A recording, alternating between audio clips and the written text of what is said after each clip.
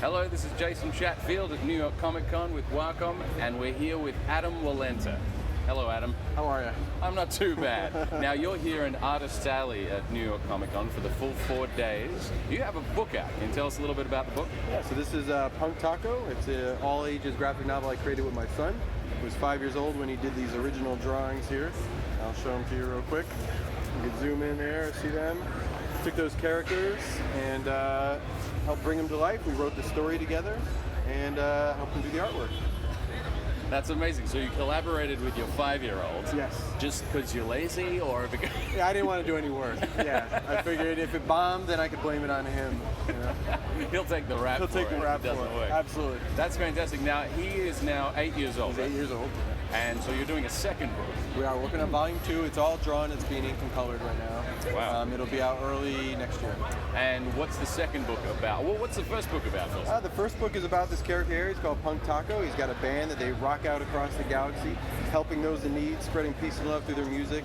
Along the way, they're kind of mischievous. They get into some trouble, make some new friends, help save the galaxy from the evil King Boogar, who is a giant cheeseburger who's trying to take over the galaxy there. And then you can see the original King Boogar sketch here that my son McKenna did. And that's where it all comes from right there. That's where all the talent went in the family. Absolutely, absolutely. Skips a generation. Now that's fantastic. So your son made those initial sketches, and tell me, did he come up with King Boogar, or did you come up with Oh, absolutely. Yeah. That was all his. He came up with the French fry mohawk and everything. So taking that as inspiration, you took these characters that your son and you kind of came up with, and you turned them into these characters. What does that process look like? How do you take that and turn it into a story, much less a book? Well, we just kind of brainstormed ideas back and forth. He would come up with names for characters, and I would come up with names for characters, and we kind of like decide who they were and what they would be like, and then we did drawings, and then I kind of took his drawings and I refined them, and I built it up into a 3-part, beginning, middle, and end. And I would ask him, like, do you think this is okay? Did I include all of his thoughts and ideas? And he'd say no or yes. And there was a lot of stuff that got left out of the first volume that's in the second volume. So it was really a back and forth. And then it was, I would sit down and be like, okay, how can I make this look professional and not just like, a crazy, thing of a 5-year-old came up with. Right. That a 5-year-old came up with. There's nothing wrong with 5-year-olds. Absolutely clearly. not. No. I draw like a 5-year-old. So do I sometimes. Now, I wanted to ask, what Wacom products are you using to create this? Because you created this book, inking it and coloring it using software and using Wacom hardware. What hardware are you using? I have the Cintiq Pro, and for software I'm using Clip Studio and Photoshop, as well as InDesign for lettering. So InDesign for lettering and layout, and then Photoshop for coloring, and then Clip Studio for all the inking, and even I'm even doing layouts and sketches in Clip Studio now. So thumbnailing instead thumbnailing, of, yeah. Right, roughing. Okay, and you still work sort of traditionally for some things like penciling and right. We still do the pencils traditionally on 11x17 paper, and then scan that in and do the inks. Very cool. And you work from a home studio? I do. You do. And you have access to, are you closed off, or did the family have access to you? Right now the family has access. So I used to have a closed off studio. We just moved, and it's completely open air, and they can get to me really easily. When you say get to you. So if you're a parent, you know what I'm talking about. Now, if there's one bit of advice that you could give an up-and-coming artist about, perhaps a process or being professional, or how you got started, or a really good piece of advice, what would it be? Stay professional, be reliable, and get the work done. Mm-hmm. That's the best advice I could give any young person who's actually already out and trying to get work. Mm-hmm. Make friends and good relationships. Right. That you can count on them, and they can count on you as well. Mm-hmm.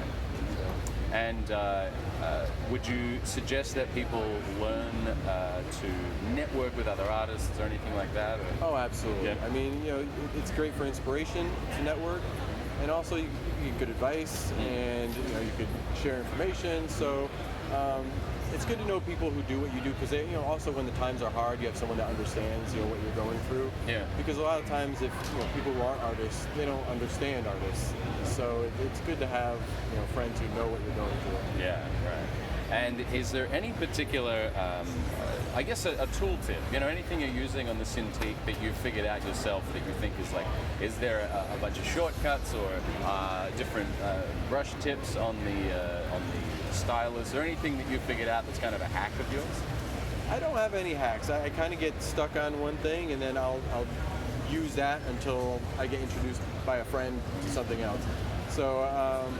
Yeah, I can't think of anything in particular at the moment, but even with the pen, inking traditionally, I'd have my techniques that I'd use, and then I'd find someone else doing something else, like a crazy splatter technique. I'm like, oh, I've been doing it this way for 20 years, and now someone else taught me something. So, yeah, not that I can think of. Okay, all right, that's cool. That's very cool. No, it's always interesting to hear people and what any tricks and tips they find, or because you learned to draw traditionally and then you moved to digital. So. Right, and I had to learn all on my own. So I'm 45. So when I graduated college, we weren't even doing computers. I think I took one computer class, and I learned Photoshop on my own years later. Right. So there's a lot of young artists who are very lucky to grow up learning this stuff, and I'm like an old guy who's trying to keep up and learn as I'm working. Yeah. So that does make it harder when you talk about learning hacks and tricks and stuff, because I'm literally learning what I need to know at that moment to get the job done. Right. And it's like I don't have time to go back and try new things just for fun all the time. So when there is free time, it's nice to do that. But very rarely between deadlines and parenting, there's any free time. Free time you're talking I don't know. I've heard the rumor, but I've never actually experienced it. Right. Now, if people want to see more of your work online, where can they find you? Everything is just my name, so adamwolenta.com. Same way, my Twitter handle, Facebook, everything else. If you just type in my name, it's going to come up. All right. And if people want to see you here at New York Comic Con, where are you at? I'm at table A25 in Artist Alley.